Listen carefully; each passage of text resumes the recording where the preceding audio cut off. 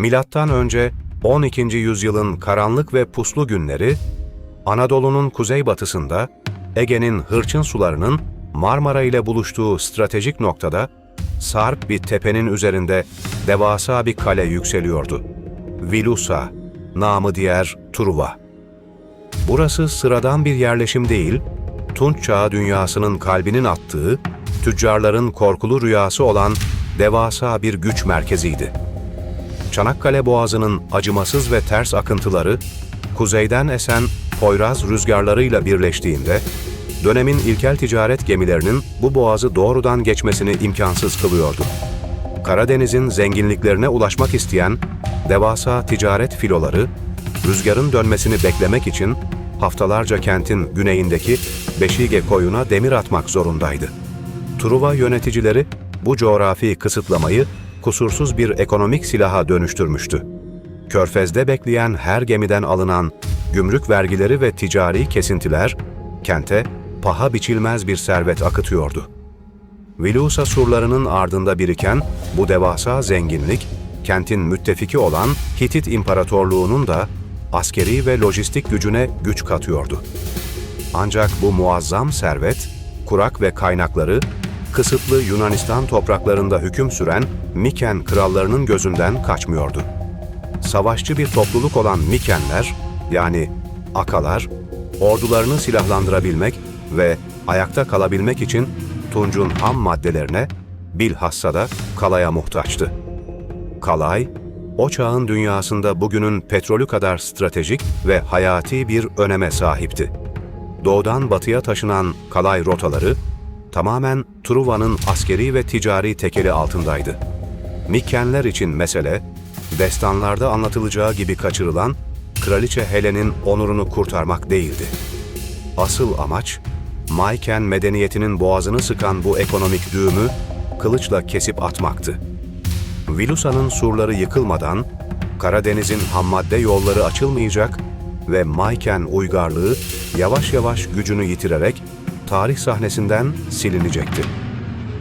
Bu hayatta kalma mücadelesi, tarihin o güne dek gördüğü en büyük savaş filolarından birinin Ege sularına açılmasına sebep oldu. Binlerce gemiden oluşan Aka donanması Çanakkale kıyılarına ulaştığında karşılarında kolay bir av bulmadılar. Karşılarındaki yapı, dönemin en ileri mühendisliğiyle inşa edilmiş eğimli devasa surları ve ufku kesen gözetleme kuleleriyle adeta yenilmez bir tahkimattı. Hititlerin müttefiki Truva kralının iyi eğitimli orduları, kenti son nefeslerine kadar savunmak için kenetlenmişti. Başlangıçta hızlı bir zafer uman Miken ordusu için savaş, 10 yıl sürecek kanlı ve tüketici bir yıpratma harbine dönüştü. Akalar surları aşamıyor, bunun yerine kentin etrafındaki tüm verimli arazileri, limanları ve çevre köyleri acımasızca yağmalıyordu. Truva ise geçit vermez surlarının ardında direniyor, ancak denize çıkamamanın ve ticaretin durmasının getirdiği ağır buhranla boğuşuyordu. İki büyük medeniyet, Anadolu toprakları üzerinde hastalıkların ve açlığın kol gezdiği bir kilitlenmeye saplanmıştı. Kılıçların ve mızrakların çözemediği bu kanlı düğümü, dahiyane bir askeri strateji değil, Anadolu topraklarının altında uyuyan kadim bir güç çözdü. Vilusa, dünyanın en aktif ve yıkıcı tektonik fay hatlarından birinin tam üzerindeydi. Savaşın belirsizliğe gömüldüğü karanlık bir gecede, yerin derinliklerinden gelen korkunç bir uğultu gökyüzünü yırttı. Toprak, daha önce hiçbir kuşatma makinesinin yapamayacağı bir şiddetle dalgalanmaya, sarsılmaya başladı. Truvalıların güvendiği o aşılamaz surlar, dışarıdan gelen askeri bir darbeyle değil, içeriden dışarıya doğru muazzam bir tektonik güçle patlayarak büyük bir gürültüyle çöktü. İhtişamlı kuleler devrildi, savunma hatları yarıldı ve kent saniyeler içinde çıplak, savunmasız bir ava dönüştü. Surların dışında kamp kuran ve bitkin düşen Miken ordusu için bu yıkım, beklenen kanlı fırsatın ta kendisiydi. Akalar, sarsıntının şokunu atlatamayan, toz ve duman içindeki şehrin kalbine bir sel gibi aktılar.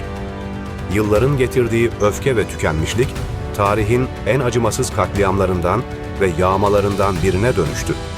Truva o gece alevlere teslim olurken, kentin asilzadeleri ve askerleri sokak aralarında kılıçtan geçirildi. Bu büyük doğal felaket ve amansız kıyım, Mikenler kendi ülkelerine döndüklerinde dilden dile abartılarak anlatıldı.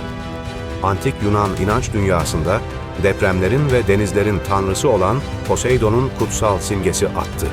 Nesiller boyu ateş başlarında anlatılan hikayelerde bu metafor ete kemiğe büründü.